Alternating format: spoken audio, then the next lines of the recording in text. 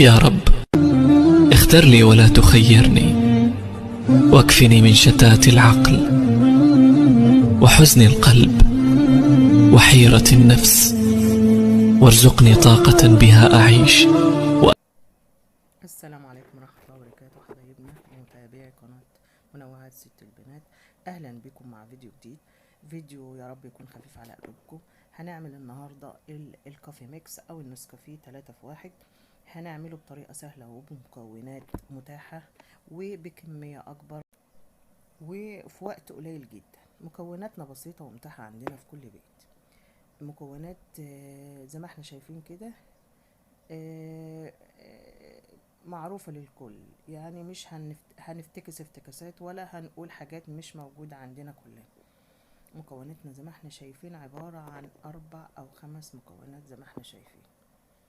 المكون الرئيسي فيها هو زي ما احنا شايفين ده اللبن البودرة والنسكافيه أو النسكافيه الخام، وعندنا سكر مطحون أو سكر بودرة، وعنا كيس كريم شانتيه وكيس فانيليا او فانيليا كيك شيف. المكونات طبعا مفيش اسهل من كده، مكونات بسيطة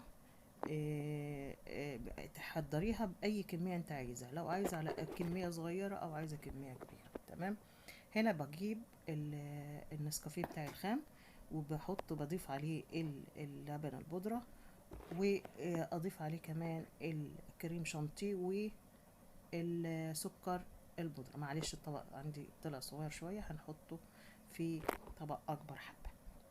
ضفت المكونات بتاعتي زي ما احنا شايفين كده كلها على بعضها، وبقوم بتقليبها تقليب كويس، بقلبها بمزجها مع بعضها كلها مزج تمام، عشان بحيث ان المكونات كلها تبقى واحدة، وبخلطها كويس جدا. وبعد ما بخلص خالص طبعا انا بصور بايد وبقلب بايد، فمعلش مش عارفه اقلب كويس.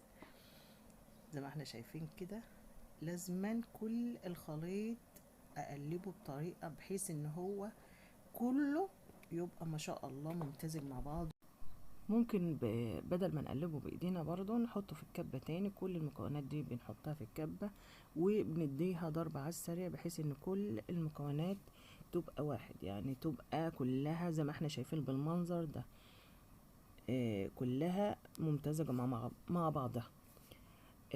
بعد ما بكون خلصت كده بكون عندي عبوة نظيفة بحط فيها الخليط بتاعي زي ما احنا شايفين، او النسكافيه بتاعي او الكافي ميكس.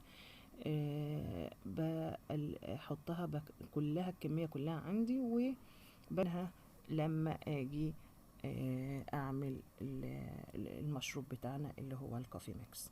شايفين الكمية قد ايه؟ عملنا كمية كبيرة بمكونات بسيطة، وهتقعد عندك فترة طويلة، وكمان مش هتكلفك قد كده، لان طبعا احنا عارفين الاسعار المنتجات كلها بقت ما شاء الله، بقت الاسعار عالية والكمية بسيطة.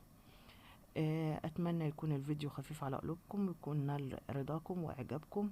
لو عجبكم الفيديو ما تنسوش تعملوا لايك وتعملوا سبسكرايب للقناة وتفعلوا زر الجرس عشان يوصلكم مني كل جديد.